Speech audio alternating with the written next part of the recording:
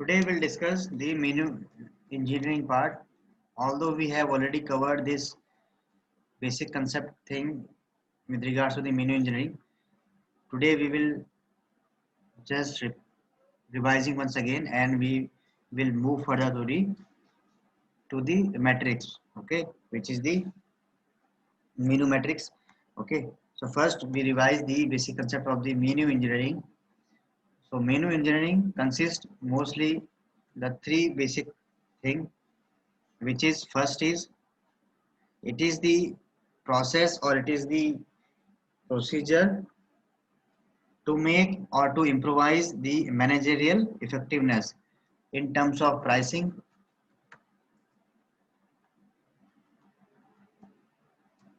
Second, in terms of content designing.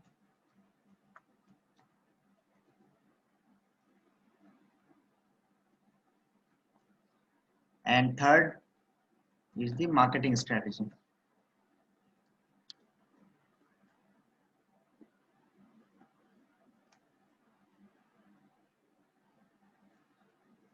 Okay, so whenever we are talking about the menu engineering, we have to consider 3 points.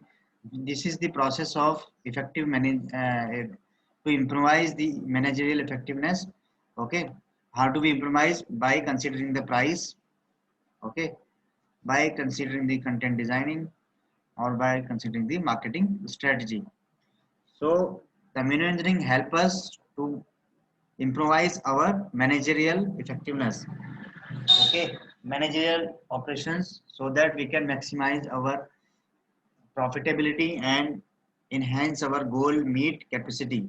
Okay, so this concept given by the ME here ME means menu engineering. Okay, concept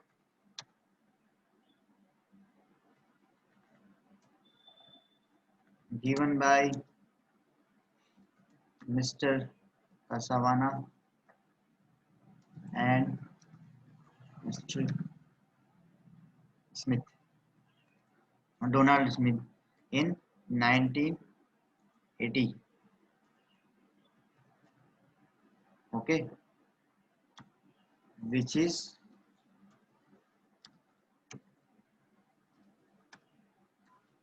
based on Boston Consulting Group, BCG.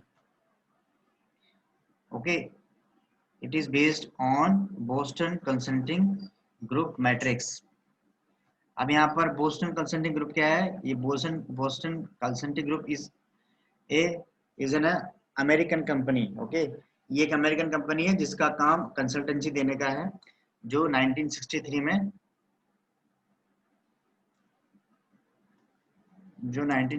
बनी थी. ठीक है, BCG is an American consulting group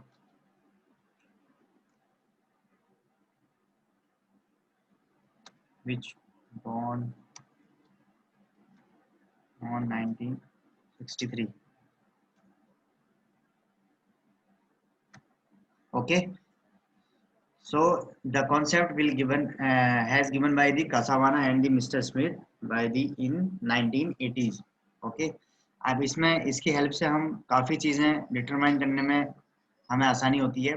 पहला तो जो हमारा food operators हैं या फूड सर्विस में हमारा कुछ भी अगर प्रॉब्लम आए, अंडर प्राइस तो नहीं है, ओवर प्राइस तो नहीं है, ठीक है, कि हमें कौन से हमारा जो मेन्यू आइटम है वो अच्छा परफॉर्मेंस दे रहा है, कौन सा नहीं दे रहा है, ये भी हमें इससे हेल्प होता है मेन्यू इंजीनियरिंग से.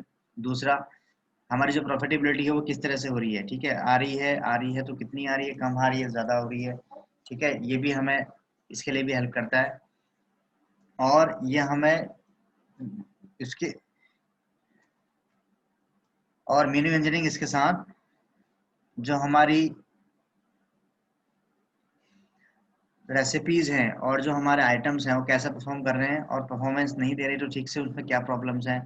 ठीक है, दीज ऑल थिंग्स, उन सभी चीज़ों को हेल्प डिटरमाइन करने के लिए menu engineering is the best way. Okay, so now we move further to the next part, which is this is the menu engineering basic thing which we have already discussed in our previous sessions. Now we move further to the matrix. Okay, so to understand the matrix we have to first make the some basic concept with regards to the matrix. So here you can see the matrix. Okay, so we can numberize with in this way. This is the first star, this is the first, and then plow horse second, the puzzle is third number, and the dog is 4. Okay, so we can numberize in this way.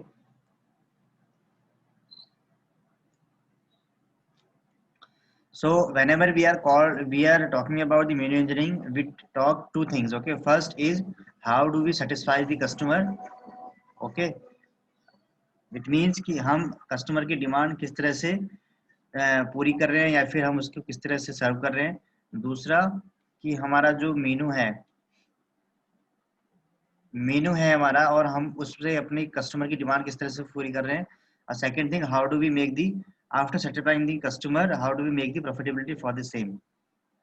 Okay, so इन्होंने यहाँ पर 3 चीजें mention की हैं, step by step procedure है ये। ठीक है, पहला है कस्टमर डिमांड, दूसरा है मेनू मिक्स।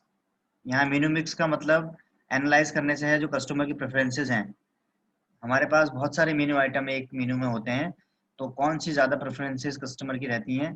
ठीक है, तो उसी के अकॉर्डिंग हम उनके फिर सेक्शन बना के जब हम डिवाइड करते हैं कि सबसे पॉपुलर कौन सा है, तो that is called the menu mix. Okay, then contribution margin, we have already studied the concept of contribution margin in our previous chapters. ये भी एक एनालिसिस होता है आपका ग्रॉस प्रॉफिट का। ठीक है, जीपी। अब ये हर एक का अलग भी निकलता है और पूरा भी निकलता है। ठीक है, इसको हमने ऑलरेडी लर्न किया था पिछले चैप्टर में। अब हमें इस टेक्निक को लगाने के लिए सबसे पहले किन चीज़ों की जो चीज़ें ज़रूरत है वो 3 है। ठीक है, जब भी हम ये मैट्रिक्स वाली टेक्निक लगाएंगे तो उसके लिए हमें ये तो 3 चीज़ें आपको लिखी है, मैंडेटरी होनी है, तभी हम इसको सही तरीके से लगा पाएंगे और सही तरीके से इसका रिजल्ट देख पाएंगे। पहला जो इसका मैंडेटरी पॉइंट है वो है कि आपकी सभी रेसिपी जो आप फॉलो कर रहे हो अपने आउटलेट में वो स्टैंडर्ड होनी चाहिए, स्टैंडर्डाइज्ड ऑल रेसिपीज। ठीक है, जिससे कि हम उसकी फूड की कॉस्ट को मेजर कर सकें ठीक से। अगर स्टैंडर्डाइज मेनू आपका स्टैंडर्डाइज रेसिपीज नहीं होंगी तो वहाँ पर कुछ ना कुछ एम्बिग्युइटी रहेगी, तो हम उसमें जो कॉस्ट है वो ठीक से मेजर नहीं कर पाएंगे। ठीक है, तो you have to make all this recipe in standard way. ठीक है, हमने स्टैंडर्डाइज्ड रेसिपीज आप पीछे पढ़ी भी हैं। नेक्स्ट दी हमारा जो सेकंड मैंडेटरी पॉइंट है इस टेक्निक को लगाने से पहले, सेल्स एनालिसिस। ठीक है, हमें अपने जो मेनू का सेल्स एनालिसिस है वो कर लेना है कि एक स्पेसिफिक पीरियड में कितना हमारा मील का सेलिंग हुई है। ठीक है, डेली या फिर मील जो स्पेसिफिक पीरियड में है कितना मील सेल हुआ है उसको एनालाइज करना है। The third point is the person, आपके पास जो सिस्टम है उसमें आपको अपनी एक शीट बनानी है जिसमें आप ये सारी कैलकुलेशन एक्यूरेट वे में करें। तो ये 3 चीज़ें सबसे पहले ज़रूरी हैं, उसी के बाद हम टेक्निक लगाएंगे। Now we will move further to the matrix part. इस मैट्रिक्स का मतलब है और इसको हम कैसे समझें। ठीक है, अब इसमें आप देख रहे होंगे ये 4 यहाँ पर अलग अलग से स्क्वायर्स बने हुए हैं। ठीक है, इनकी हमने नंबरिंग भी कर ली है। ये मैट्रिक्स हमारी जो अडॉप्ट की गई थी वहां से की गई है, कहाँ से, जो हमारा कॉन्सेप्ट दिया था कसावाना और स्मिथ ने, ये मैट्रिक्स वहीं से अडॉप्ट हुई है। ठीक है, अब इसमें आप देख रहे होंगे, इसको हम ये आपके जो आपकी मैट्रिक्स दी हुई है, तो यहाँ पर आप देख रहे होंगे हाई, लो, लो, हाई। ठीक है,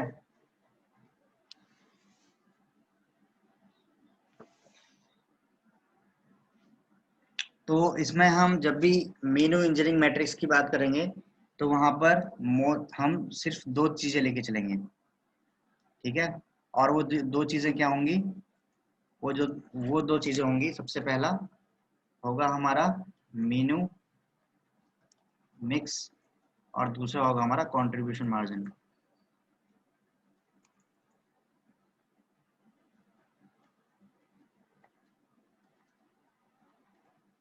ठीक है, ये दो चीज जब भी हम मेनू मैट्रिक्स की बात करेंगे या फिर मेनू इंजीनियरिंग मैट्रिक्स की बात करेंगे, ये दो चीजों के बगैर हम मेनू मैट्रिक्स को नहीं समझ सकते। ठीक है, इन्हीं से हम इसका स्टैंडर्डाइजेशन करते हैं। तो इसमें हम क्या करते हैं कि जब मेनू मिक्स और अब हमारे पास जो मेनू कार्ड होता है उसमें बहुत सारे आइटम्स होते हैं। ठीक है, कुछ आइटम्स ऐसे होते हैं जो हाईली डिमांडेड होते हैं, वो रेगुलर बेसिस पे उनको आप चाहे उसकी मार्केटिंग करो ना करो, उसका प्रमोशन करो ना करो, वो अपने आप ही सेल हो जाते हैं।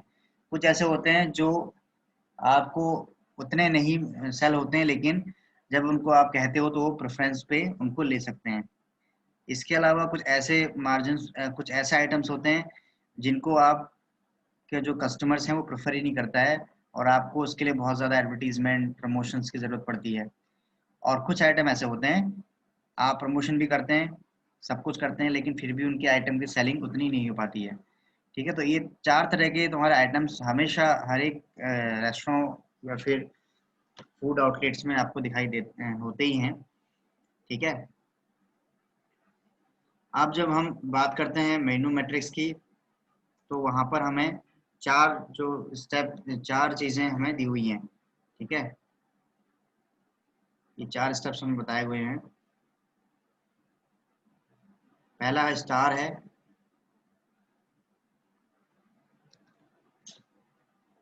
ठीक है, इन स्टार जब हमारे पास मेनू, इसको ऐसे कर लेते हैं, इस कैटेगरी इस जो हमारा ये वाला है स्टार वाला स्टेप, यहाँ पर जब हमारा मेनू मिक्स भी हाई होता है और कंट्रीब्यूशन मार्जिन भी हाई होता है यहाँ पर। ठीक है, क्योंकि ये बहुत डिमांडेड होता है, तो यहाँ पर इनकी जो पॉपुलैरिटी है वो ज़्यादा होती है, और यहाँ पर हमारा जो मार्जिन होता है वो भी बहुत हाई होता है। तो जब इस तरह का हमारा होता है तो हम उसको रखते हैं पहले नंबर पे, यानी स्टार वाली कैटेगरी में। ठीक है, सेकंड आता है हमारा, जो सेकंड आता है वो आता है पिलो हाउस। पिलो हाउस,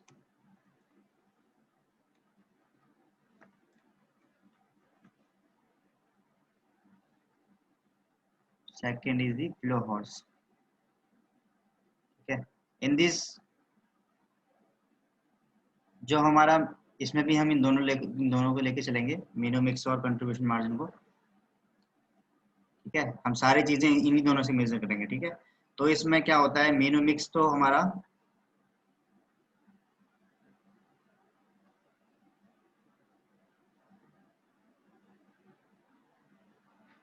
ये मेनू मिक्स तो हाई होता है, लेकिन हमारा जो कंट्रीब्यूशन मार्जिन है वो हमारा लो होता है।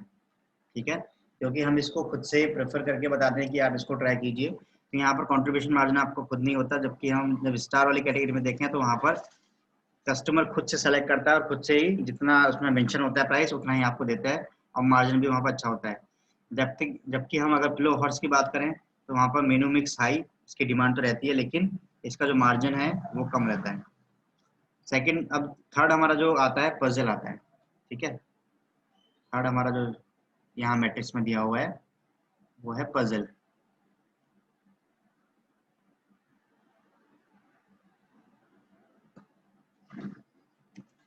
थर्ड वाला पार्ट है पजल।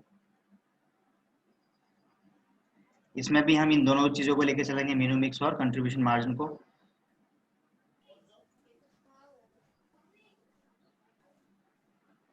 ठीक है, अब पजल में क्या होता है, हमारा जो मेनू मिक्स होता है वो तो होता है लो, लेकिन हमारा जो कंट्रीब्यूशन मार्जिन होता है वो होता है हाई।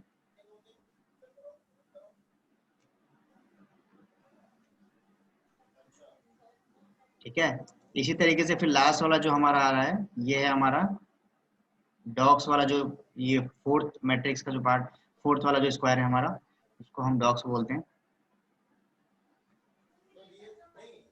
इसमें क्या होता है, इसमें भी हम इनको लेके चलेंगे चारों, इन दोनों को, मेनू मैट्रिक्स को और कंट्रीब्यूशन मार्जिन को। यहाँ पर हमारा जो मेनू मिक्स है, जो हमारे आइटम्स हैं, उसकी पॉपुलैरिटी भी कम रहती है और जो कंट्रीब्यूशन मार्जिन है वो भी कम रहता है। ठीक है, यानी दोनों ही लो रहते हैं। तो ये इस तरह का आइटम है जो कभी देखे ही नहीं जाते। जैसे कई बार होता है, आप रेस्टोरेंट वगैरह में गए होंगे, बहुत सारे आइटम्स होते हैं वो साइड में लिखे होते हैं, उनको कोई कभी यूज ही नहीं होते करते लोग। ठीक है, उनसे ना उनको ऑर्डर करते हैं, वो सिर्फ पता नहीं क्यों लिखे जाते हैं।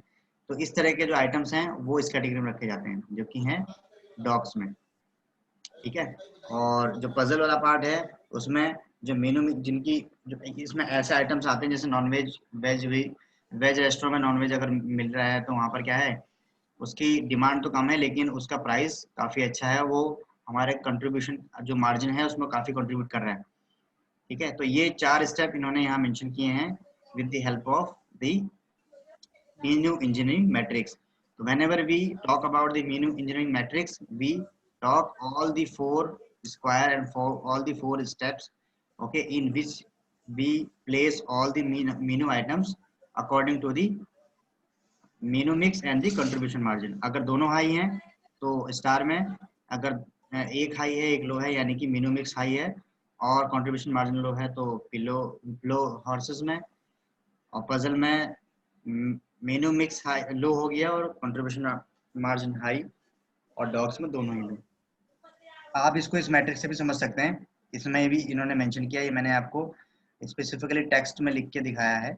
अगर हम इसको मेनू से समझें, ये जो इन्होंने मैट्रिक्स दिया, तो वहाँ पर भी हम साफ साफ देख सकते हैं। आपको यहाँ पर दिख रहा होगा, ये जो आपका हमने इसको ऐसे डिवाइड किया है। ठीक है, ये आपको दिख रहा होगा बीच में, ये दोनों ही पार्ट आपके आते हैं मेनू मिक्स के। ठीक है, ये हमारा मेनू मिक्स का पार्ट है, और इसके नीचे वाला जो पार्ट है वो हमारा है कंट्रीब्यूशन मार्जिन।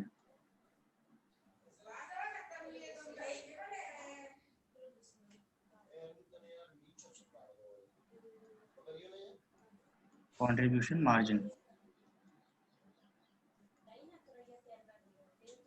ठीक है, इसको दो तरह से ऐसे डिवाइड किया हुआ है। यहाँ पर आप देख रहे होंगे, ये हाई वाला पार्ट है, यहाँ लो है। ठीक है, ये हाई है, ये लो है। अब जब हम स्टार की बात करेंगे तो यहाँ पर हाई दोनों ही है, एच और एच। ठीक है, और जब हम दूसरा जो हमारा है बिलो हॉर्स, वहां पर देखो ये हाई है और ये फिर लो है। आपको छोटा सा दिख रहा होगा, दिखाई दे रहा है सभी को, ये वाला पार्ट लो। तो यहाँ पर जो हमारा मेनू मिक्स है वो हाई रहता है और कंट्रीब्यूशन मार्जिन लो रहता है। फिर आते हैं हम थर्ड वाले में, जो पजल है। इस पजल में हमारा मेनू मिक्स तो लो रहता है, ठीक है, और कंट्रीब्यूशन मार्जिन हाई रहता है। और जब हम बातें हैं फोर्थ स्टेप में, जो हमारा डॉग्स है, वहां पर दोनों ही लो रहते हैं। ये देख रहे होंगे आप, छोटा छोटा लो लिखा है, यहाँ पर भी लो लिखा है। तो we can understand in this way as well. Okay, जो भी आपको उस तरीका समझ में आता है वो बेहतर ही है। According to your understanding, you can understand all these 4 step to understand the menu engineering matrix. Boston Consulting Group के से जो अडॉप्ट की गई थी, ठीक है, कसावाना और जो स्मिथ ने दी थी। ये जो मैट्रिक्स है 1919 में दी गई थी, 1999 में। ओके, तो ये मैट्रिक्स तब दी गई थी।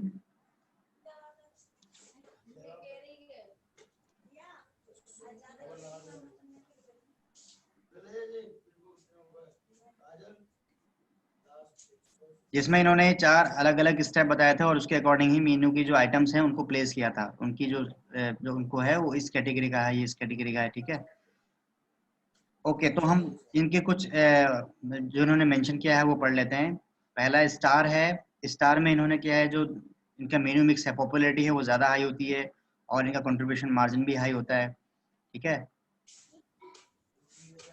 और फिर इनका जो, अगर हम बात करें तो ये most popular and profitable items होते हैं मेनू के। ठीक है। और ये हमेशा कोई ऐसा कोई बर्डन बियर नहीं करते, कैरी नहीं करते जिससे कि हमारा जो प्रॉफिटेबिलिटी हो वो कम हो। ये हमेशा हमारी प्रॉफिटेबिलिटी बढ़ाते ही हैं, जो फर्स्ट कैटेगरी में रखे जाते हैं मीनू। ठीक है। तो ये कोई बर्डन कैरी नहीं करते। इसमें क्या होता है कि इस वाले स्टेप में हम जो स्पेसिफिकेशन है, क्वालिटी है, क्वांटिटी है, वो मेंटेन करके चलते हैं। ठीक है। और हाई इनकी जो विजिबिलिटी है वो मेन्यू में सबसे टॉप में रखते हैं इनको। ठीक है। और इनकी जो प्राइस की इलास्टिसिटी है वो हम अकॉर्डिंग टू डिमांड उसकी फिक्स करते हैं। ठीक है। यानी कि इस वाले कैटेगरी में इस तरह के एक्शन होते हैं F&B मैनेजर के द्वारा। ठीक है। उनको मेंटेन किया जाता है स्पेसिफिकली, उनकी क्वालिटी हमेशा मेंटेन की जाती है क्योंकि ये हमारे साथ सबसे ज़्यादा और सबसे डिमांडेड आइटम्स होते हैं। नेक्स्ट हमारा पिलो हॉर्स है। इस कैटेगरी में हमारे वो आइटम्स आते हैं जिनकी जो मेनू मिक्स है वो हाई रहती है, लेकिन ये कंट्रीब्यूशन मार्जिन का लो रहता है। ठीक है। ये हमेशा डिमांड जनरेटर के रूप में यूज किए जाते हैं और इनकी प्राइस जो होती है ना वो उनके लिए है जो बजट की चीजें देखते हैं। ठीक है। जो बजट सेंसिटिव होते हैं या फिर जो प्राइस सेंसिटिव होते हैं कि हम ज़्यादा पैसे नहीं खर्च कर सकते, लेकिन पहले वाले में तो ऐसा कुछ नहीं है। उसमें तो आपको टॉप क्लास के लोग और टॉप क्लास की चीज़ें ही डिमांड करते हैं। इसमें आइटम्स ऐसे होते हैं जो हाईली डिमांडेड होते हैं, लेकिन यहाँ पर अकॉर्डिंग टू दी प्राइस, जिसका प्राइस कम होगा उसको यहाँ पर लोग चूज करते हैं। ठीक है। तो यहाँ पर उस तरह के आइटम आते हैं जो इकोनॉमिकली रीजनेबल रेट पे हो। ठीक है। और ये उनके लिए हैं जो सेंसिटिव बायर्स होते हैं, हमारे जो कस्टमर हमारे सेंसिटिव होते हैं in terms of the price. इसमें इस तरह किस तरह के एक्शन लिए जाते हैं मैनेजर से? सबसे पहले जो मैनेजर इसमें करता है वो इनकी प्राइसिंग को हमेशा ध्यान में रखता है। ठीक है। कि अगर इसकी प्राइसिंग इधर से उधर होगी तो ये हमारा जो ये वाले आइटम्स हैं वो बिकेंगे नहीं। ठीक है। तो इसके लिए इनकी जो सेलिंग प्राइसिंग है, क्योंकि यहाँ पर हमारे जो बायर हैं बहुत सेंसिटिव हैं प्राइस को लेके, तो यहाँ पर उसकी जो प्राइसिंग है उसको टेक केयर करते हैं। कुछ एक्शन और जो होते हैं इसमें वो हैं इसके जो प्रॉफिट हैं। ठीक है। वो एडिक्वेटी होते हैं। ठीक है। और इनकी जो इनको रिपोजिशन करके या इनकी जो पोजीशन है ऊपर नीचे करके या फिर इनकी जो डिमांड है इसके अकॉर्डिंग उसके प्रॉफिटेबिलिटी बनती है। ठीक है। अब अगर इसको हमारी अगर इसकी डिमांड नहीं आ रही है, ऐसा आइटम है जो रीजनेबल रेट पे मांगे जा रहे हैं, तो उसमें इस तरह से अगर डिमांड नहीं आ रही है तो हम उसके लिए फिर काफ़ी मर्चेंडाइजिंग के प्रोग्राम करते हैं, प्रमोशंस निकालते हैं। ठीक है। मेन्यू की जो हमारी पोजीशनिंग है, ठीक है, जो हमारे आइटम की पोजीशन है उसको चेंज करते रहते हैं according to the merchandising promotions and the programmes. Third part है हमारा पजल।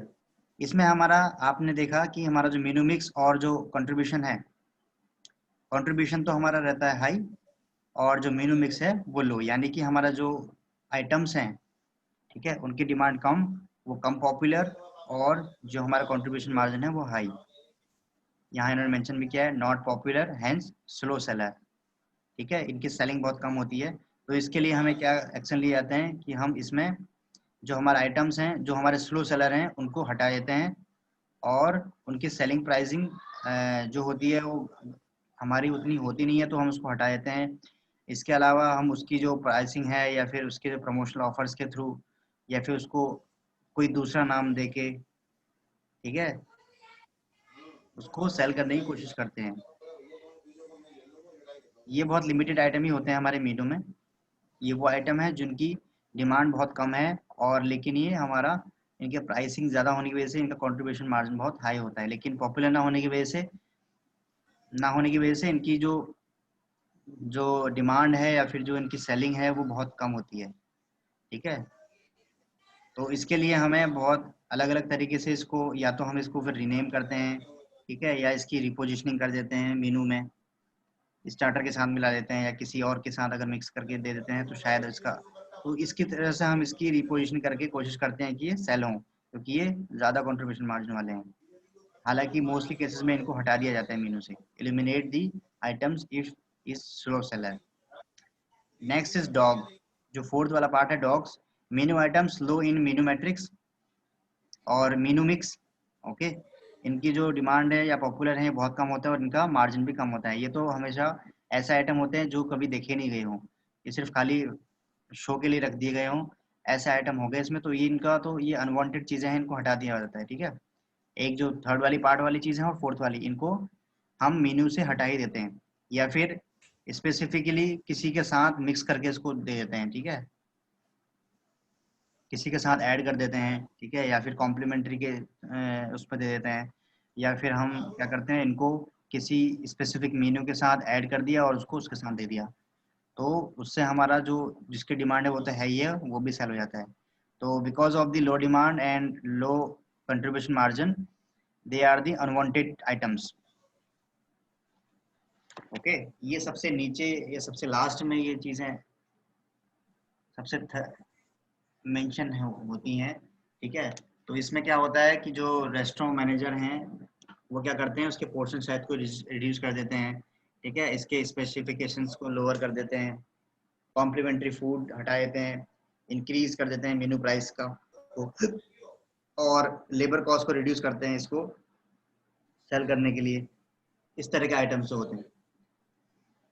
ठीक है, और इसके लिए हमें इस तरह की जो हमारा फोर्थ वाली कंडीशन थी डॉग्स वाली, इससे ओवरकम करने के लिए हमें किस तरह के स्टेप लेने चाहिए, वो यहाँ मेंशन है इन्होंने, कि हमेशा हमें डिमांड बेस्ड चीज़ें डेवलप करनी चाहिए और रेस्ट्रिक्शन प्रूफ।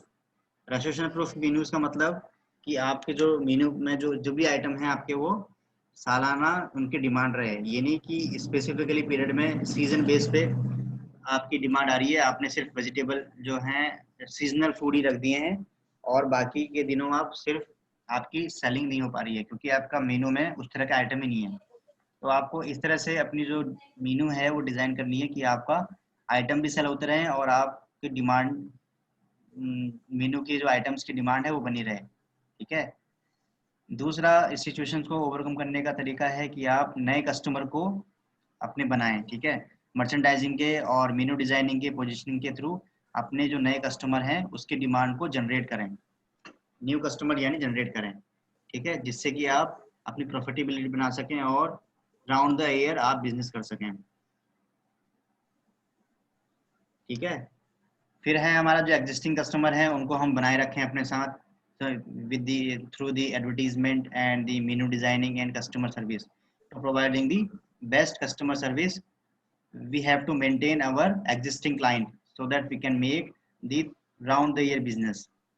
ओके, अपने जो एसेट्स हैं उनको ठीक तरह से यूज करें, जो हमारे एम्प्लॉयज हैं उनको काफ़ी प्रोडक्टिव वे में और जो सर्विसेज हम दे रहे हैं कस्टमर को वो बेस्ट सर्विसेज दें। ठीक है, और जो मीनू का प्राइसिंग है, मेन्यू आइटम के जो कंट्रीब्यूशन मार्जिन है वो अकॉर्डिंग टू डिमांड, कुछ ज़्यादा ऐसा भी ना करें कि ओवर प्राइस कर दें जिससे कि हमारे कस्टमर की जो पॉकेट में बहुत ज़्यादा हैवी उसका वो पड़े, लेकिन हमें according to demand we have to maintain all these things.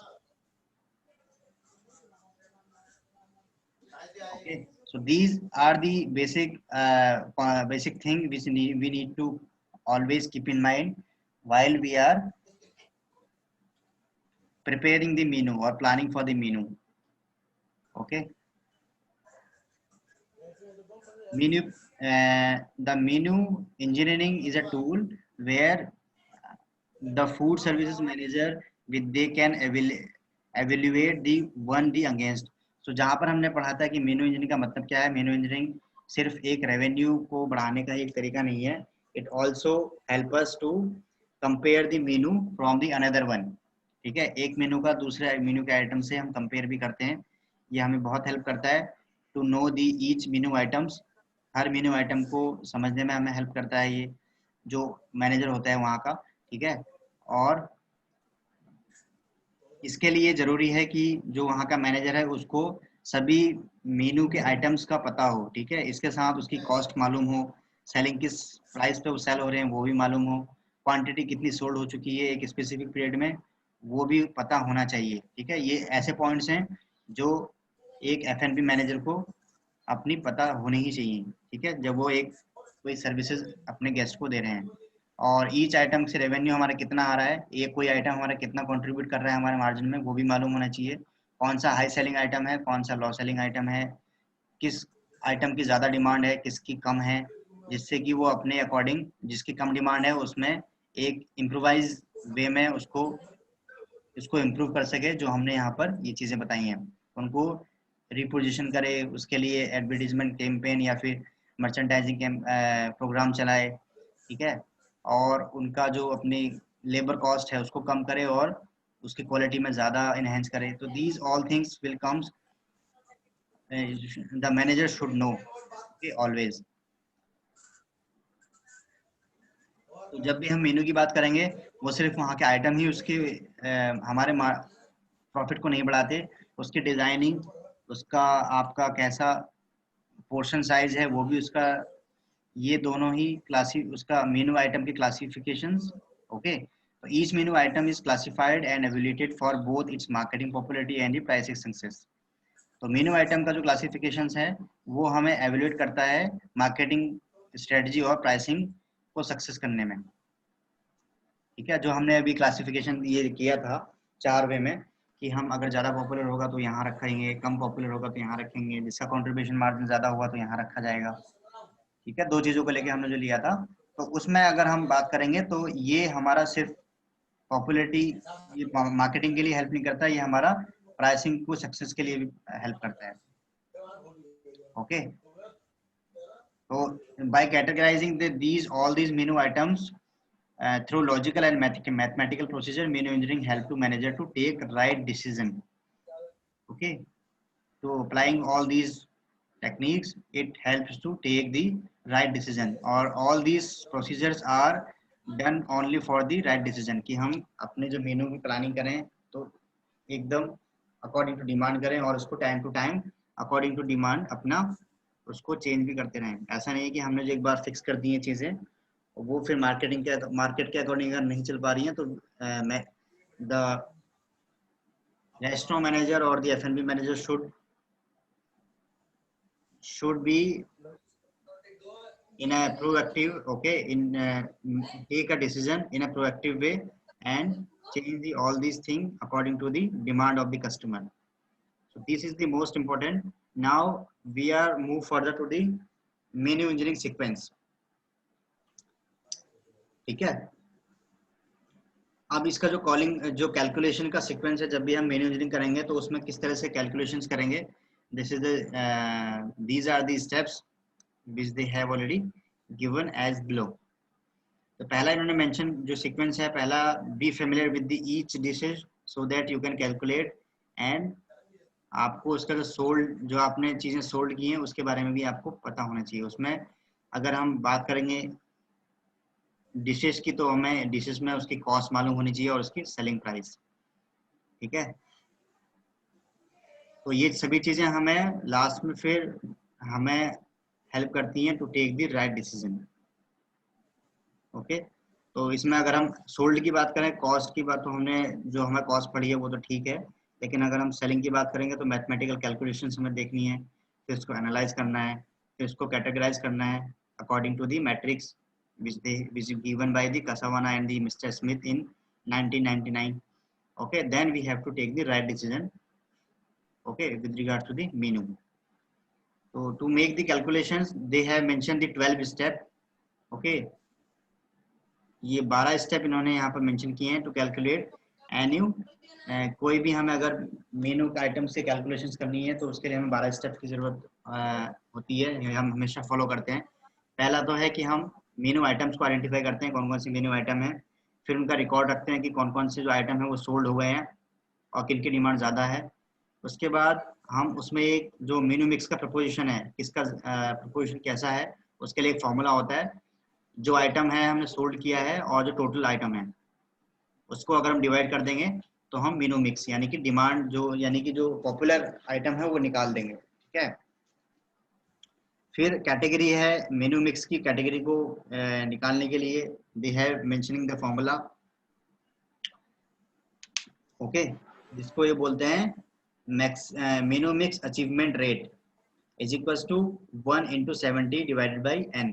यहाँ पर 1 और 70, ठीक है, 1 तो एक नंबर है और 70 यहाँ पर एक इंटरनेशनल स्टैंडर्ड है जो हम लेके चलते हैं हमेशा, और n वो नंबर है जो मेनू आइटम का होगा। ठीक है, हम इसके भी कैलकुलेशन भी करेंगे, यहाँ पर इन्होंने मेंशन भी किया है। का मतलब यहाँ पर मेनू मिक्स से है। ठीक है, menu mix achievement equal to और exceeding this rate is categorising being high otherwise low. इसको कैलकुलेट करके हम ये देखते हैं कि इसकी कैटेगरी हाई है या लो है, सिर्फ ये दो चीजें देखते हैं। ठीक है, अचीवमेंट रेट से फिर हम लिस्ट करते हैं सभी मेनू के जो सेलिंग प्राइस हैं उनको। ठीक है, फिर हम इनकी स्टैंडर्ड फूड कॉस्ट देखते हैं हर एक मेनू आइटम की, फिर इनकी हम कैलकुलेट करते हैं menu item with the help of the CM. Okay, हम इनका सीएम का मतलब यहाँ पर कंट्रीब्यूशन मार्जिन से है। हम सेलिंग प्राइस से अगर स्टैंडर्ड फूड कॉस्ट अगर वही है, एक तरह का एक प्रॉफिट ही है ये। ठीक है, हम अगर सेलिंग प्राइस है उसका कॉस्ट अगर माइनस कर देते तो हमारा प्रॉफिट